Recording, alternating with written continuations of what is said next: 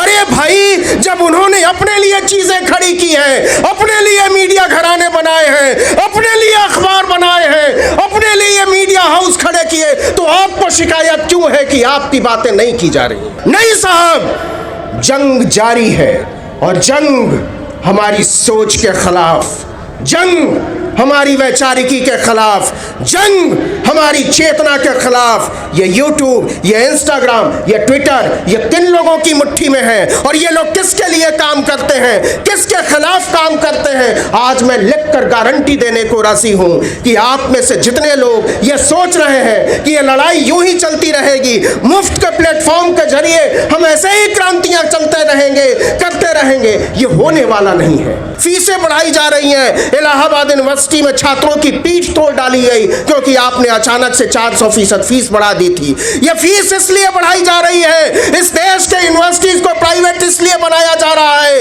इस देश के शिक्षा व्यवस्था को इसलिए बेचा जा रहा है कि हमारी आपकी तरह के गरीब, इस देश का दलित, इस देश का पिछड़ा, इस देश का पसमानदा, इस देश का आदिवासी अगर पढ़ लिख लेगा तो आपसे सवाल करना शुरू कर देगा।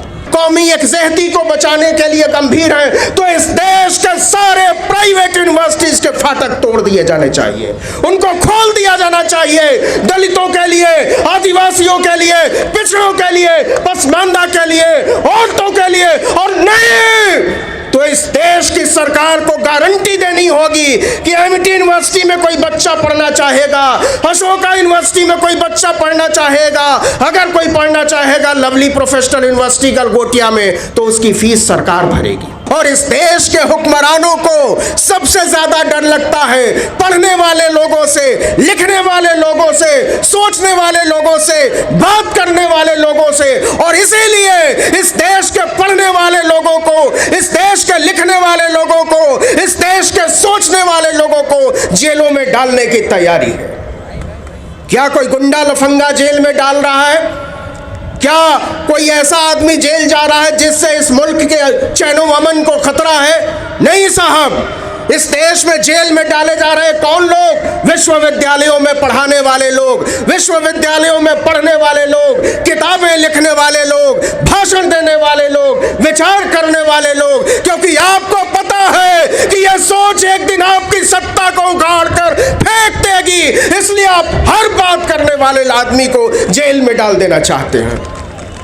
लेकिन अगर आप सोचते हैं कि आप हमारी तरह के लोगों को, इधर बैठे लोगों की तरह के लोगों को, आपकी तरह के लोगों को जेलों में डाल देंगे, जेलों को भर देंगे, तो बातचीत करने वाले लोग खत्म हो जाएंगे, किताबें पढ़ने, लिखने, बोलने, भाषण देने वाले लोग खत्म हो जाएंगे। ये होने वाला नहीं है, ये होने वाला नहीं है। आप उम्र तय कीजिए अपनी सत्ता की, आप उम्र तय करिए अपनी नाफरमानियों की, और आप सोचिए कि आने वाले दिनों में इस देश के छात्र, इस देश के नौजवान, इस देश के शिक्षक, इस देश के किसान, इस देश के अल्पसंख्यक, इस देश का पसमानदा, इस देश की औरतें, इस देश के दबे कुचले लोग जब एक साथ खड़े होंगे तो आपकी हालत क्या होगी?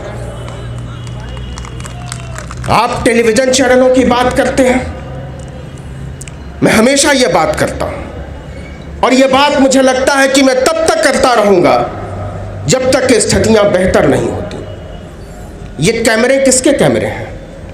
ये लोग कौन लोग हैं? इनको यहां क्यों आना पड़ा है? ये लोग क्यों खड़े हैं? ये यहां से जाकर क्या करने वाले हैं? ये इसलिए आए हैं क्योंकि इस देश के मीडिया घराने हमारी और आपकी बात कहने को राजी नहीं है। इस देश के टेलीविजन चैनल, इस देश के अखबार हमारी बातचीत करने को राजी नहीं है। तो इस देश के टेलीविजन चैनल हमारी बातचीत करने को राजी क्यों नहीं है? इस देश के अखबार यहां बैठे लोगों की बातें रखने को राजी क्यों नहीं है? इस पर बात तो करनी पड़ेगी, बात करनी पड़ेगी। चेहरा छुपाने से काम नहीं चलेगा, चेहरा बचाने से भी काम नहीं चलेगा। आप गौर कीजिए, पिछले 15-20 सालों में इस मुल्क में जो टेलीविजन चैनल खुले, वो कौन से टेलीविजन चैनल खुले? सबसे क्रांतिकारी टेलीविजन पंडित प्रणय रॉय ने खोला।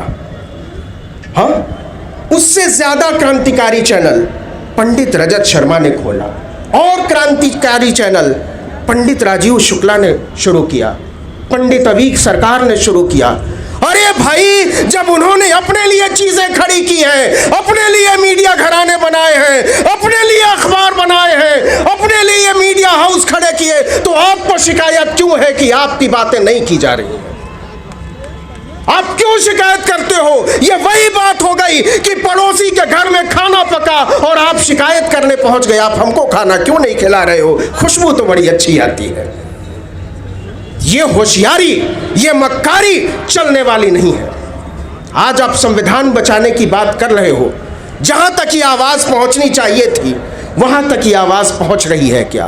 क्या वजह है कि यहां लोग नहीं आए? क्या वजह है कि हमारी बातें उतने लोगों तक नहीं पहुंचती जितने लोगों तक वाकई पहुंचनी चाहिए? मैं ये मानने को राजी नहीं हूं कि इस देश में संविधान के तरफदार कम है। मैं ये मानने को राजी नहीं हूं कि इस देश में लोकतंत्र के तरफदार कम है। मैं ये मानने को राजी नहीं हूं कि इस देश में चैन व अमन के तरफदार कम है, भाईचारे एकजुटता के तरफदार कम है।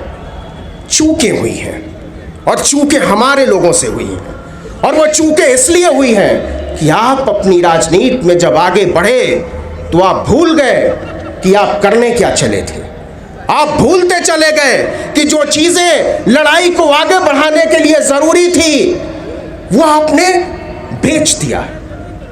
आपने मीडिया घराने इसलिए नहीं खड़े किए क्योंकि आपको पता था आपको वहां सरेंडर करना है। आपने होशियारी के साथ इस देश में अखबार नहीं खड़े किए, आपने होशियारी के साथ संस्थान नहीं खड़े, आपने होशियारी के साथ इस देश में अपने पत्रकार नहीं बनाए, और बनाए तो उनको चिन्हित नहीं किया। यह सोचने की जरूरत है। आगे अब सोशल मीडिया पर आते हैं कि सोशल मीडिया एक ताकत के तौर पर उभरा, बातें बढ़ने लगी। आपको क्या लगता है यह मॉडल चलने वाला है? फिर से ये बहुत भावुकता की बात होगी कि आप कहें कि हम YouTube के जरिए लाखों लाखों लोगों तक पहुंच रहे हैं, फेसबुक के जरिए, इंस्टाग्राम के जरिए, ट्विटर के जरिए अपनी बातें कर रहे हैं, लेकिन आप में से एक भी आदमी ये गारंटी दे सकता है कि कल को ये बातें चलती रहेंगी?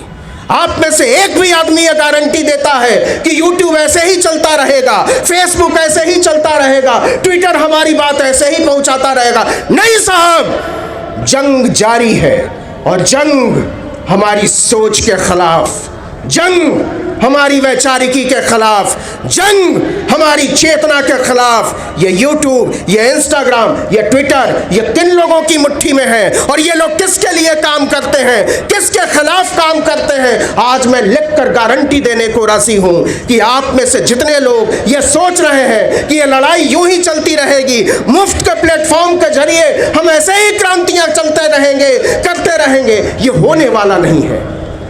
क्योंकि ये कुंडलियां उन्हीं लोगों के हाथों में है जो हमारे और आपके खिलाफ काम करते हैं। आज आप कहते हैं नेशनल दस्तक, आज आप कहते हो आर्टिकल 19, लक्ष्मण यादव यहां बैठे हुए, रतन लाल सामने बैठे हुए। अरे भाई, हम 5 लाख, 10 लाख, 20 लाख लोगों के लिए मारामारी करते हैं, आप बहुजन राजनीति की बात कर रहे हैं, वैचारिकी की बात कर रहे हैं। अगर वाकई इस देश में संविधान बचाने के लिए लोग बहुत जागरूक हो चुके हैं, अगर लोकतंत्र बचाने के लिए लोग जागरूक हो चुके हैं, तो सबसे बड़ा बहुजन प्लेटफॉर्म 50 लाख सब्सक्राइबर्स का क्यों है?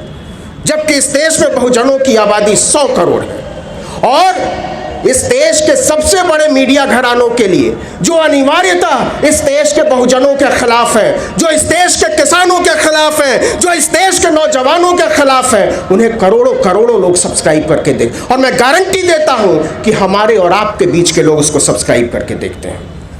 क्यों देखते हैं? इसलिए देखते हैं कि आपके माइंड को पढ़ने का, आपके दिमाग को गढ़ने का, और आपकी पूरी वैचारिकी को बनाने का जो अभियान चलाया जाता है, और वो अभियान जहां से चलाया जाता है, वो लोग वही लोग हैं जो हमको और आपको खत्म कर देना चाहते हैं। ये लड़ाई छोटी नहीं है।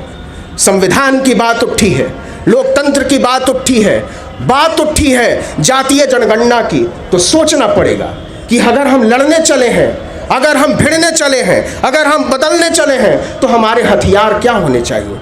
आप बताइए साहब, इस देश में 1995 में एक प्राइवेट यूनिवर्सिटी थी, सिक्किम मणिपाल यूनिवर्सिटी, एक प्राइवेट यूनिवर्सिटी थी।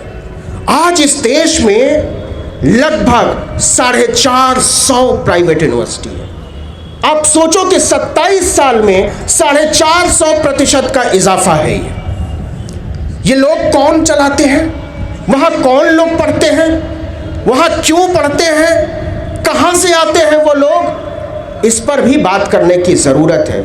यहाँ के सरकारी यूनिवर्सिटीज को कमजोर किया जा रहा है, पब्लिक फंडेड कॉलेजेस को कमजोर किया जा रहा है, सेल्फ स्पॉन्सर्ड सीट बढ़ाने का दबाव डाला जा रहा है। लक्ष्मण बैठे हुए हैं तो आएंगे और बताएंगे कि न्यू एजुकेशन पॉलिसी के नाम पर क्या तमाशा चलाया जा रहा है। फीसें बढ़ाई जा रही हैं। इलाहाबाद यूनिवर्सिटी में छात्रों की पीठ तोड़ डाली गई क्योंकि आपने अचानक से 400% फीस बढ़ा दी थी। यह फीस इसलिए बढ़ाई जा रही है, इस देश के यूनिवर्सिटीज को प्राइवेट इसलिए बनाया जा रहा है, इस देश के शिक्षा व्यवस्था को इसलिए बेचा जा रहा है कि हमारी आपकी तरह के गरीब, इस देश का दलित, इस देश का पिछड़ा, इस देश का पसमानदा, इस देश का आदिवासी अगर पढ़ लिख लेगा तो आपसे सवाल करना शुरू कर देगा। और आप सवालों से बचना चाहते हैं, इसलिए इस देश के विश्वविद्यालयों पर सस्ती पढ़ाई पर, पढ़ाई के अधिकार पर ताला लगा देना चाहते हैं। अगर हम और आप वाकई इस देश के संविधान को बचाने के लिए गंभीर हैं, इस देश के लोकतंत्र को बचाने के लिए जरूर गंभीर हैं, कौमी यकजहती को बचाने के लिए गंभीर हैं, तो इस देश के सारे प्राइवेट यूनिवर्सिटीज के फाटक तोड़ दिए जाने चाहिए, उनको खोल दिया जाना चाहिए। दलितों के लिए, आदिवासियों के लिए, पिछड़ों के लिए, पसमानदा के लिए, औरतों के लिए, और नहीं तो इस देश की सरकार को गारंटी देनी होगी कि एमटी यूनिवर्सिटी में कोई बच्चा पढ़ना चाहेगा, अशोका यूनिवर्सिटी में कोई बच्चा पढ़ना चाहेगा, अगर कोई पढ़ना चाहेगा लवली प्रोफेशनल यूनिवर्सिटी गलगोटिया में, तो उसकी फीस सरकार भरेगी, तो उसकी फीस सरकार भरेगी।